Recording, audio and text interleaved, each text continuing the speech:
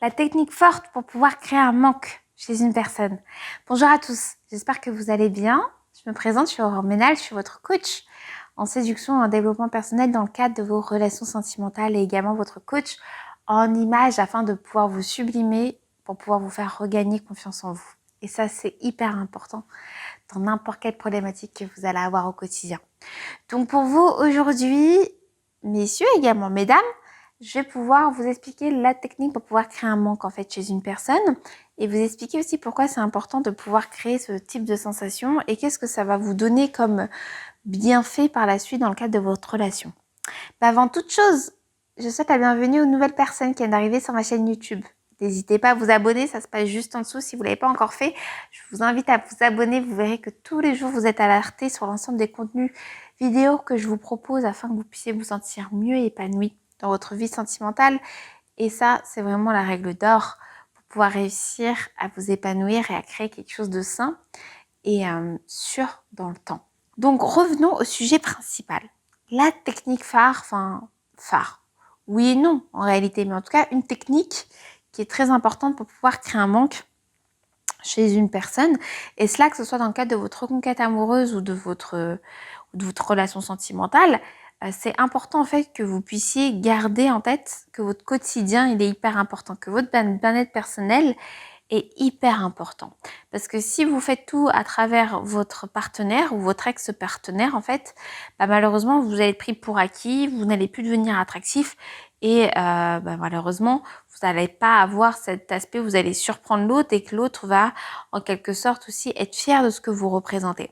Donc en fait, la technique pour pouvoir créer un manque, elle est très simple, c'est tout simplement les amis, ne cessez jamais de garder votre quotidien, votre propre quotidien.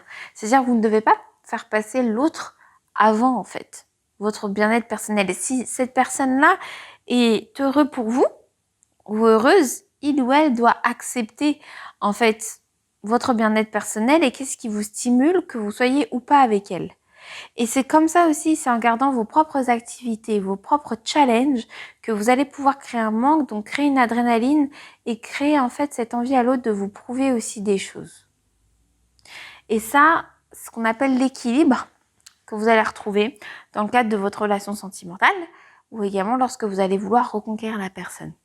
Et je sais que ça, c'est quelque chose que vous avez du mal à saisir parce que très souvent, j'ai mes coachés qui reviennent vers moi et qui me disent « Mais Aurore, c'est égoïste, tu te rends compte, je fais ça sans elle ou elle a fait ça sans moi, je trouve pas ça normal. » Alors qu'en fait, c'est tout à fait normal. Vous devez chacun garder vos quotidiens respectifs. Quand vous êtes séduit, quand vous étiez en période de séduction, que vous n'étiez pas encore en couple, vous aviez chacun votre quotidien et pourtant ça gênait personne et c'est ce qui vous a permis de découvrir vous deux en fait.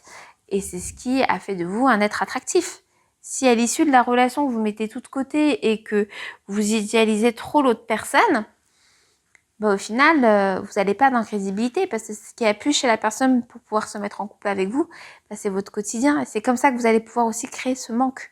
En fait, ce manque et ce plaisir de pouvoir se retrouver pour pouvoir partager en fait de la nouveauté.